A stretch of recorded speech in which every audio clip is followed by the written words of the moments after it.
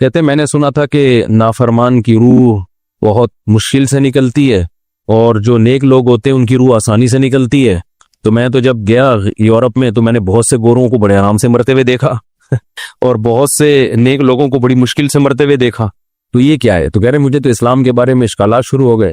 میں نے کہا آپ نے جن سے یہ تقریر سنی ہے نا کہ نیک لوگ کی روح آرام سے نکلتی ہے، بروں کی مشکل سے نکلتی ہے، انہوں نے آدھی بات بتائی ہے، پوری نہیں بتائی. میں نے کہا یہ تو صحابہ کے دور میں نے کہا اگر آپ حدیثیں پڑھ لیتے ایک آیت سے کبھی تھوڑی مسئلہ حل ہوتا ہے. آپ کسی کی ایک بات لے رہے ہیں، دوسرے موقع پہ جو اس نے تشریح کی ہے وہ آپ نہیں لے رہے. میں نے کہا معاذ اللہ، اگر کسی کی کوئی موت کی کسی کو بہت تکلیف ہو رہی ہے، یہ اس معاذ اللہ اس کے برے ہونے کی علامت ہے، تو یہ تو پھر کفر ہے. احادیث میں آتا ہے کہ آپ صلی اللہ علیہ وسلم کو موت کی تکلیف دوسروں سے زیادہ ہوئی ہے. آپ صلی اللہ علیہ وسلم فرمایا اوعکو کما یوعکو رجلان منکم، مجھے بخار میں اتنی تکلیف ہوتی ہے جتنی تم میں سے دو آدمیوں کو ہوتی ہے. آپ پر جب بیماری آتی تھی نا آپ کو تکلیف دوسروں سے زیادہ ہوتی تھی. اور امی عائشہ رضی اللہ تعالی عنہا فرماتی ہیں کہ نبی صلی اللہ علیہ وسلم کا سر مبارک میری گود میں تھا جب آپ کی روح نکلی ہے، اور آپ کی جو میں نے موت کی تکلیف دیکھی ہے، جس شدت میں آپ جس تکلیف میں تھے، اس کے بعد مجھے کسی کی موت کی جو آسانی سے کوئی دنیا سے گیا ہو نا، اس کے مرنے پر مجھے کبھی رشک نہیں آیا. رشک کا کیا مطلب کہ بھئی یہ اتنی آسانی سے چلا گیا تو اس کا مطلب یہ زیادہ اچھا تھا، اور معاذ اللہ آپ صلی اللہ علیہ وسلم کے اعمال کم تھے، تو یہ تو ممکن نہیں ہے نا. کہتے ہیں مجھے کبھی کسی پہ رش نہیں آیا کہ آرام سے مر گیا تو بہت نیک ہوگا. ٹھیک ہے نا، بہت مشکل ہے سمجھانا.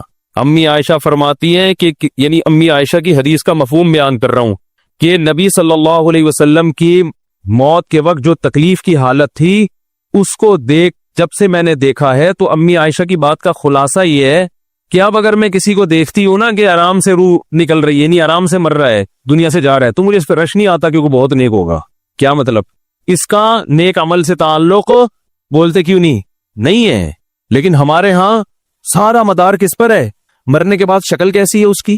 آڑا ترشا ہو گیا تو جہنم میں جا رہا ہے اس کا مطلب. اور اگر مرا ہوا ہے دانت کھلے میں ایسے لگ رہا ہے مسکرا رہا ہے، سیدھا کہاں جا رہا ہے؟ او بھائی اگر خدا نخواستہ کوئی لکوے کا مریض تھا، کوئی فالج کا مریض تھا، وہ تو مرے گا تو اس کا تو بیچارے کا ہوگا تھوڑا سا چہرہ بھی ٹیڑھا ہو سکتا ہے، کچھ بھی ہو سکتا ہے، نیک لوگوں کا بھی ہو سکتا ہے. تو مدار کس پر ہے؟ اعمال پر. اور نیک لوگوں کو بعض دفعہ موت کے وقت ڈبل تکلیف دی جاتی ہے. ایک تو اس لیے دی جاتی ہے، یا تو اس لیے کہ کوئی گناہ ان کا باقی رہ گیا ہوتا ہے. اللہ کیا کہتے ہیں بھائی قبر میں جانے سے پہلے اس کو ہمارے پاس دھلا کے لے کے آؤ، صاف ستھرا ہو کے. اب ہمارے پاس آ رہا ہے تو اب ہم نہیں چاہتے کہ اس کے گناہوں کی گٹری ہو، اس کو پاک صاف کر کے لے. میں نے بڑے بڑے بزرگ دیکھے جن کو آخری وقت میں بہت مصیبت میں گزری ان کی، یعنی زندگی کے آخری ایام، بیٹیوں کی ٹینشن، کسی بیٹی کو طلاق ہو گئی، وہ گھر آ گئی، کوئی اور مسئلہ ہو گیا تو بڑی ٹینشن میں آخری وقت، لیکن وہ زبان سے کیا کہتے تھے؟ شکر. کیا شاید اللہ تعالی ہمارے گناہوں کو معاف کرنا چاہتا. اولاد کی حدیث میں آتا ہے کہ انسان کو اس کی گھر والی کی طرف سے، اس کی اولاد کی طرف سے، اس کے جسم کی طرف سے تکلیفیں پہنچتی رہتی ہیں اور اس کے گناہ معاف ہوتے رہتے ہیں حتی لقی اللہ طاہرا مطہرا. جب اللہ کے پاس آتا ہے نیٹ کلین، بالکل گناہوں سے پاک صاف ہو گیا. لیکن یہ تکلیف ہوتی ہے جس میں صبر کی توفیق بھی ملتی ہے، کیونکہ اللہ دے رہا ہے نا تکلیف، اور اللہ سزا کے طور پہ نہیں بلکہ کفارے کے طور پہ، تاکہ ہمارے پاس آئے تو صاف ستھرا ہو گئے. تو اس تکلیف میں پھر صبر کی توفیق، اس لیے علماء کہتے ہیں جس تکلیف میں صبر کی توفیق مل رہی ہے سمجھ لو یہ رحمت ہے. یہ کیا ہے؟ رحمت. یہ اللہ آپ کو بنانا چاہ رہا ہے کچھ. اب لوگ کہتے ہیں یہ والی تکلیف کیوں، وہ والی کیوں نہیں آئی، یہ تو بہت زیادہ ہو گئی. تو بھئی اللہ سے کوئی نہیں لڑ سکتا، وہ جو دے رہا ہے وہ اس پہ صبر کرو. اسی کو کہتے ہیں تقدیر پر رضا، جو اللہ نے مقدر کیا ہے اب اس پہ کیا ہے؟ کوشش کریں گے اللہ سے عافیت مانگے، اے اللہ ہمیں تکلیفیں نہیں چاہیے، ہم تو ویسے ہی کمزور ہیں، ایسا نہ ہو تکلیف میں اور ہی نافرمانی پہ نہ آ جائے. ہمیں تو خوشیوں بھری زندگی چاہیے، اور اللہ ان خوشیوں میں شکر کی توفیق دے کے گناہ معاف کر دے. ٹھیک ہے نا؟ جیسے لوگ حکیم کے پاس جاتے ہیں، حکیم صاحب کے پاس دو طریقے ہوتے ہیں علاج کے. ایک طریقہ تو یہ کہ بھائی یہ کڑوی گولی ہے، 2-3 کھاؤ گے فٹ فاٹ ہو جاؤ گے، اس میں یہ بھی پرہیز، یہ بھی پرہیز، یہ بھی پرہیز. اور ایک طریقہ ہوتا ہے بھائی دودھ جلیبی کھاؤ، علاج لمبا ہو جائے گا لیکن وہ دوا میں کیا ہے؟ دودھ جلیبی. تو آپ کہتے ہو بھائی یہ دودھ جلیبی والا مجھے دے دو، ٹھیک ہے لمبا علاج کروا لوں گا، فائدہ دیر سے ہوگا، لیکن میں یہ کریلے کا جوس نہیں پی سکتا. تو ہم نالائق لوگ ہیں. شکر سے بھی انسان کے ترقی ہوتی ہے، تو اللہ سے یہ مانگنا چاہیے اللہ ہمیں نعمتیں دے، تکلیفوں سے بچا اور شکر کی توفیق دے تاکہ ہمارے درجات بلند ہو. تو شکر کے بھی تو بڑے فضائل ہیں نا. تو مانگنے تو کیونکہ عبدیت اور غلامی کا تقاضا یہ ہے کہ اللہ سے عافیت مانگی جائے، لیکن اللہ تکلیف دے دے تو اس پہ صبر۔ تو ہمارے نبی صلی اللہ علیہ وسلم کو ہاں یا تو اس لیے تکلیف ہوتی ہے گناہ معاف، یا اس لیے کہ درجات بلند۔ اللہ چاہتا ہے کہ بھئی یہ دنیا آزمائش کی جگہ ہے، جب آخرت میں آنا تو اتنا تجھے نوازوں۔ تو ہمارے نبی صلی اللہ علیہ وسلم جنت میں آخرت میں سب سے اعلیٰ مقام کس کا ہوگا؟ سید الانبیاء محمد صلی اللہ علیہ وسلم، حضرت آدم سے بھی زیادہ، نوح علیہ السلام سے بھی زیادہ۔ تو اللہ نے فرمایا کہ آپ کو پروٹوکول دینے کے لیے آخری جو اب آپ کا آخرت کا سفر ہے نا، اس میں مادی تکلیف آپ کو دوسروں سے زیادہ دی جائے گی۔ یہی وجہ ہے کہ حضرت فاطمہ رضی اللہ تعالی عنہ، آپ کی چہیتی بیٹی، جب انہوں نے آپ صلی اللہ علیہ وسلم کی اس تکلیف کو دیکھا نا، جو موت کے وقت تکلیف تھی اور جو بخار کی شدت تھی، واہ کرب ابتا، فرماتی ہائے میرے والد کا کرب، بہت زیادہ غمزدہ ہو گئی ان کو دیکھ کر کس قدر تکلیف میں ہے۔ تو آپ صلی اللہ علیہ وسلم نے فرمایا لا کرب علی ابیک بعد اليوم، کیسے تسلی کے جملے۔ اپنی بیٹی سے فرمایا اے فاطمہ تیرے باپ پر آج کے بعد کوئی تکلیف، بولو لا کرب علی ابیک بعد اليوم، اس میں بھی آپ صبر کا پہلو تلاش کر رہے ہیں، شکر کا، بس یہ اللہ کی طرف سے آخری ہے۔ آج کے بعد اے میری بیٹی تیرے باپ پر کوئی تکلیف نہیں، اپنی بیٹی کو بھی تسلی دے رہے ہیں کہ غم ہلکا کر، بس یہ اللہ کی طرف سے آخری ہے، آج کے بعد کوئی تکلیف نہیں ہوگی۔ تو ہمارے ہاں وہ بیچارہ تکلیف سے جا رہا ہے، تو یار دیکھا آ گیا نا سامنے، لیکن یہ دیکھا ہم تو کہتے تھے بندہ ہی 2 نمبر ہے، اب آ گیا نا تو دیکھو کیسے مر رہا ہے۔ اور پیغمبروں کو تکلیف تو دی جاتی ہے، لیکن کوئی ایسا عیب نہیں ہوتا، ایسی بیماری نہیں ہوتی جو لوگوں میں معیوب سمجھی جاتی ہے، یہ نہیں ہوتا، کیونکہ پیغمبر اللہ کے قاصد ہیں، تو اللہ ان کو ہر لحاظ سے امت کو یہ بتانا چاہتے ہیں یہ میرے رسول ہیں، یہ میرے سفیر ہیں۔ تو کوئی بھی ایسی چیز جس کی وجہ سے لوگوں کو ان سے نفرت ہو، یا طبعی نفرت جو انسان کے اختیار میں نہیں ہوتی، تو اللہ ایسی بیماری اور ایسی تکلیف سے بچاتے ہیں ان کو۔ سمجھ میں آ رہی ہے بات؟ لیکن امتی کو ایسی تکلیف ہو سکتی ہے۔ یہ جو ختم نبوت کے علماء کہتے ہیں نا مرزا غلام احمد بیت الخلاء میں گر کے مر گیا، تو بعض لوگ کہتے ہیں وہ تو بیت الخلاء میں تو فلاں بزرگ کا بھی انتقال ہوا تھا، فلاں کا بھی بزرگ کا ہو سکتا ہے، پیغمبر کا بیت الخلاء میں انتقال بولو نہیں ہو سکتا، کیونکہ پیغمبر کو اللہ ایسے عیب سے بچاتے ہیں جو انسانوں میں عیب سمجھے جاتے ہیں۔ تو پیغمبر کو ایسی بیماری نہیں ہوتی، جیسے اچھوت کی بیماری ہے کہ کوئی ہاتھ نہیں لگا سکتا اس کو، ایسی بیماری پیغمبروں کو نہیں ہوتی۔ کوڑ کی بیماری پیغمبروں کو نہیں ہوتی، کیونکہ ایسی بیماری جس سے لوگ گھن کھاتے ہیں، ایسی نہیں، لیکن امتی کو ہو سکتی ہے، امتی کو ایسی بیماری ہو سکتی ہے، اللہ اس کے درجات کیا کرے گا؟ بلند کرے گا اس سے۔ مجھے ایک واقعہ کسی نے سنایا کہ ایک ہندو تھا، اس کو کوڑ کی بیماری تھی، کوڑ نہیں ہوتا گوشت گلنا شروع ہو جاتا ہے، تو یہ بیماری پھیلتی ہے، تو اس کے رشتہ داروں نے بالکل الگ کر دیا اس کو، وہیں سے کھانا پھینکتے ایسے کر کے۔ کہیں تبلیغی جماعت گئی، ان کو پتا چلا، وہ بیٹھ گئے اس کے پاس جا کے، اس کو کھلا بھی رہے ہیں پلا بھی رہے ہیں، تو وہ بڑا متاثر ہوا، یار سب نے چھوڑ دیا اور مسلمان ہو گئے، تبلیغ والے تو اکرام کا کوئی موقع الحمدللہ چھوڑتے نہیں ہیں، تو وہ مسلمان ہو گیا اور پھر اس کا انتقال ہو گیا تھوڑے دنوں میں۔ اب دیکھو اللہ نے جو اس کو کوڑ کی بیماری میں ڈالا، یہ بیماری اس کے لیے رحمت بن گئی کہ نہیں بن گئی؟ تو کفر کی حالت میں کوئی اچھا کام کیا ہوگا اس نے، اس کے بدلے میں اللہ نے اس کو کیا دے دیا؟ کوڑ کی بیماری۔ اب دنیا کہے گی یار عام کافر جو اچھے کام نہیں کرتے وہ تو فٹ فاٹ گھوم رہے ہیں، اور یہ تھوڑا بہت خیال کرتا تھا، اس کو اللہ نے کیا دے دیا؟ بھائی اس کو دیا اس لیے کہ اللہ کو پتا ہے کہ جی کوڑ میں ہوگا تو تبلیغ والے آئیں گے، اس کی آؤ بھگت کریں گے اور یہ کیا ہو جائے گا؟ اسلام میں داخل ہو جائے۔ تو اللہ کے کام ہے، یہ اللہ ہی بہتر جانتا ہے۔ تو بعض دفعہ اللہ تکلیف میں ڈالتے ہیں تاکہ آپ کے گناہ دھل جائیں۔ تو اس لیے موت کی جو تکلیف ہے نا، اچھا اور عین ممکن ہے کوئی بہت بڑا بدماش ہو، بڑے آرام سے مر جائے، اور مرنے کے بعد ایسی خوبصورت اسکن ہو جائے اس کی، کیونکہ اسکن کی اچھے یا برے ہونے کا تعلق موسم سے ہے، جینے، ٹھیک ہے نا؟ جس کو برین ہیمریج ہوتا ہے تو چہرہ خراب ہوتا ہے، چاہے وہ نمازی ہو۔ میں نے ایسے پکے نمازیوں کو جن کی نماز کی حالت میں ڈیتھ ہوئی ہے، ان کو دیکھا موت کے بعد ان کا چہرہ کالا ہو گیا۔ یہ بری بات نہیں تھی، یہ کالا اس لیے ہو گیا کہ برین ہیمریج ہوا، رگ پھٹی ہے تو بلیڈنگ ہونا، اور ہارٹ اٹیک بھی ہوا پھر ان کو، تو ڈاکٹر کہہ رہے تھے ان کو جلدی دفناؤ کیونکہ یہ بہت جلدی ان کا جسم خراب ہو جائے گا۔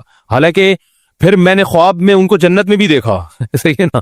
تو خام خمانہ لوگوں نے یہ چیزیں منائی ہوئی ہیں۔ تبھی میت کو چھپانے کا حکم ہے، کیونکہ اکرام کرنا ہے نا، تو چہرہ مرنے کے بعد بگڑنا شروع ہوتا ہے، یہ ہر ایک کا ہوگا، چاہے نیک ہو چاہے برا، تبھی تو حکم ہے کہ اس کو جلدی دفن کرو، کیونکہ اس کی توہین ہے اب لوگوں کے سامنے رکھنا۔ اور ہمارے کیا ہو رہا ہے، باقاعدہ مردوں کے ساتھ سیلفیاں چل رہی ہیں، ناک میں روئیاں ٹھوسی ہوئی ہیں، اور ویڈیو بن رہی ہے، اور زیارت ہو رہی ہے، لائن لگ لگ کے پبلک دیکھ کے جا رہی ہے۔ کیا جاہلانہ رسم ہے یار، کیا جاہلانہ۔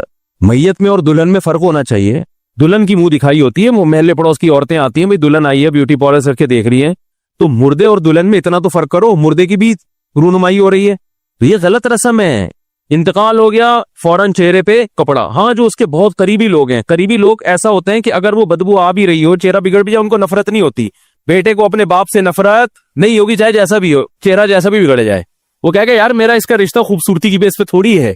लेकिन अजनबी लोग जब उसको देखेंगे तो चेहरे के बारे में तबसरे भी करेंगे। और एक साहब का इंतकाल हुआ, मैंने कहा जल्दी दफनाओ, चेहरा ना दिखाओ, तो उन्होंने कहा लोग कहेंगे यार लगता है कुछ चेहरा बिगड़ गया इसलिए छुपा रहे हैं। मैंने कहा अब तो और छुपाना चाहिए, इसलिए कि जिसका बिगड़ जाए उसको तो छुपाएंगे तो फिर लोग यकीनन कहेंगे बिगड़ा हुआ चेहरा है।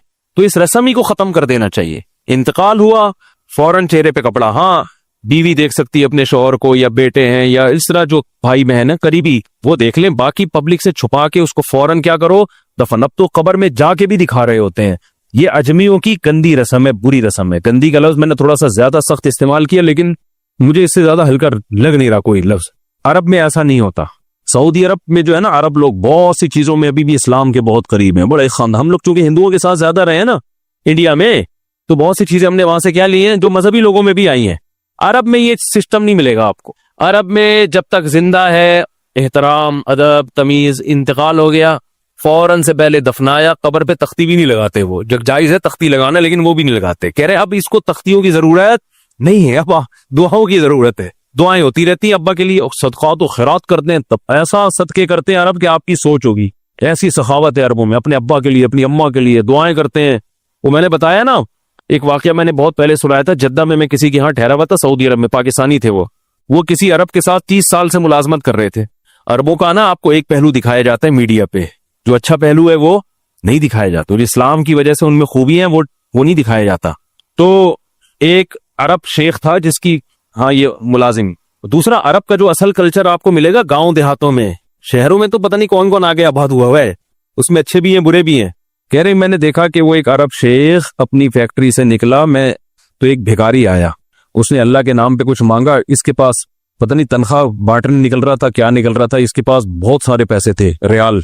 तो इसने उसको भिखारी को दे दिए।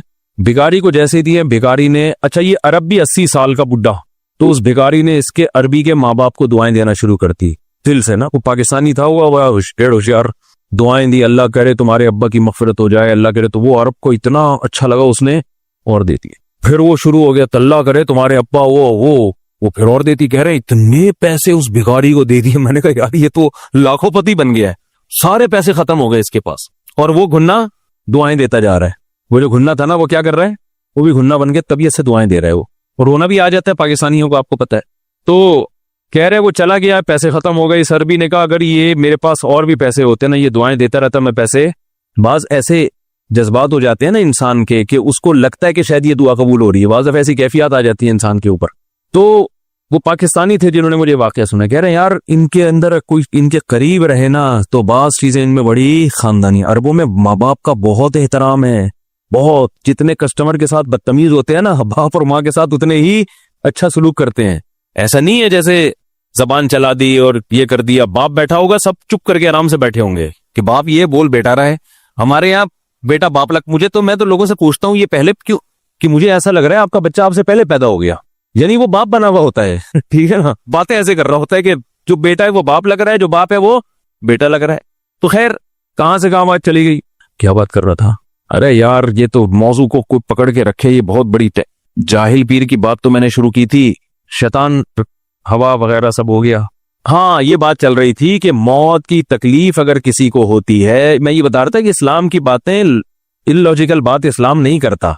हाँ, मजहबी लोग बाज दफा ऐसी बातें करके लोगों को बेवकूफ बना देते हैं, कुरान की आयतों की गलत तफसीर कर लेते हैं कि भाई वो इतनी तकलीफ से मरा, इसका मतलब वो जहन्नम में जाएगा, वो नेक आराम से मर गया। तो कुरान और सुन्नत से मिलता है कि नेक लोगों को मौत की तकलीफ बहुत दफा होती है, ज्यादा, बहुत दफा नहीं भी होती। अब ये नहीं कि कोई आराम से मर गया तो आप कहें सीधा जहन्नम में गया, इसको तो तकलीफ ही नहीं हुई, ये भी जरूरी नहीं है। ठीक है, उसको बोले ये अल्लाह की रहमत है, अच्छा गुमान रखना चाहिए ना कि भाई ये अल्लाह ने पहले ही धुला दिया इसको। तो ये जो मौत की तकलीफ जिसको कुरान में आता है ना कि बुरे लोगों को मौत की तकलीफ होती है, वो रूह निकलने की है, कि जब आलम बरज़ख की तरफ रूह जाती है और उसको बरज़ख की चीजें नजर आना शुरू होती हैं, तो फिर रूह चाहती नहीं है कि मैं जिस्म से जुदा हूं, लेकिन फरिश्ते उसको खींच के निकालते हैं। تو یہ عالم برزخ کی چیز ہے، اس کا اس مادی زندگی سے تعلق نہیں ہے. مادی زندگی میں تو کسی کے یہاں گولی مارو گے نا، ٹھا کر کے گئی نکل گئی مر گیا، اور کسی کو کیما بنا کے مارو گے تڑپا تڑپا کے تو تڑپ تڑپ کے مرے گا وہ. مادی زندگی میں کسی کو آگ میں پھینکو گے تو جل کے مرے گا چاہے نیک آدمی ہو، اور کسی کی گردن اڑاؤ گے تلوار سے تو 1 منٹ میں کیا ہو گیا، ختم. لیکن جو اس کی روح نکل رہی ہے، خدا کے پاس جا رہی ہے، وہ منظر نافرمان کا بہت ہی بھیانک ہوتا ہے، اور نیک آدمی کی روح ایسے پرواز کرتی ہے، وہ اس کی تکلیف ہے. اور اس پہ میں ایک واقعہ بھی سنا چکا ہوں، دوبارہ نہیں سناؤں گا، کہ کیسے دنیا میں بھی اس کے مشاہدات ہوئے ہیں لوگوں کو، کہ کیسے ان کو آخرت کی چیزیں نظر آنا شروع ہو گئی اور وہ باتیں کر رہے ہیں، باقاعدہ بتا رہے ہیں فروح و ریحان و جنت نعیم، جو قرآن میں آتا ہے نا، فرشتے آتے ہیں اور اس کی روح قبض کرتے ہیں، تو وہ بعض دفعہ اللہ دنیا میں بھی دکھا دیتے ہیں